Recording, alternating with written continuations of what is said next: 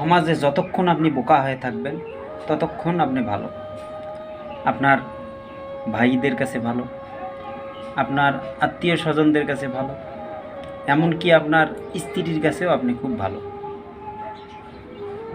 পাড়া প্রতিবেশীর কাছে আপনি বোকা হয়ে চলাফেরা করবেন, খুব ভালো, এরা খুব ভালোবাসবে আপনাকে। যখনই আপনি এদের মুখে মুখে কথা বলা শুরু করবেন তখনই ওদের হয়ে যাবেন নষ্ট, আপনি খারাপ, আপনার ভেতরে স্বভাব চরিত্র ভালো কিছু নাই। তো এই সমাজটা এভাবেই চলতেছে। বর্তমান সমাজে দেখেন মারামারি কাটাকাটি হানাহানি লেগেই আছে। কারণ এই একটাই, আপনি সত্য কথা কবেন, আপনার কোনো জায়গায় কোনো স্থান নাই।